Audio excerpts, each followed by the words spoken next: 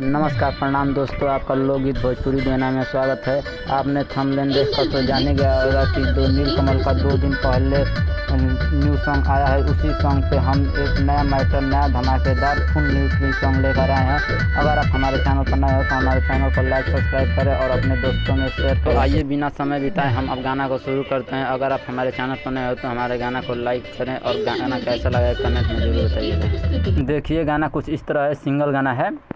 14 बरिस में लेके छौड़ी घूमे लड़का, कहीं जब भी आके बाबू कहें बड़ा लड़का, कहें बड़ा लड़का। 14 बरिस में लेके छौड़ी घूमे लड़का, कहीं जब भी आके बाबू कहें बड़ा लड़का। लगे हो जैब रूढ़ी ना, लगे हो जैब रूढ़ी ना, हो लागे कबहूँ, हो लागे कबहूँ, लागे कबहूँ बियाह बाबू करी है ना, हम के पटाले कौनो छौड़ी ना, हमार अबही बाराती घोड़ी दौड़ी ना, हमें कौनो पटाले छौड़ी ना। तो दोस्तों ये गाना आपको कैसा लगा ये कमेंट में जरूर बताइएगा। अब आइए हम क्रॉस लाइन को देखते हैं। क्रॉस लाइन कुछ इस तरह है।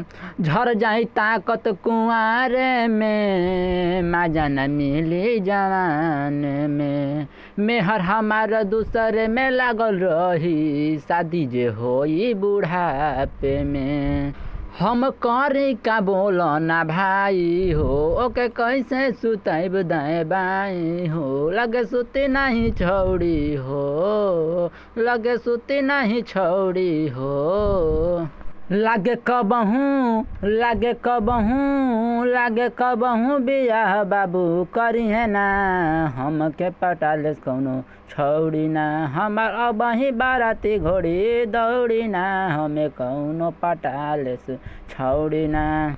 तो दोस्तों ये गाना कैसा लगा ये कमेंट में ज़रूर बताइएगा। और ये गाना अगर आपको फ्री में और फुल चाहिए तो हमारे कॉन्टैक्ट नंबर पर संपर्क कर सकते हैं और ये फुल गाना ले सकते हैं। अगर आप हमारे चैनल पर नए हो तो हमारे चैनल को लाइक सब्सक्राइब करें और अपने दोस्तों के साथ ज़रूर शेयर करें। धन्यवाद।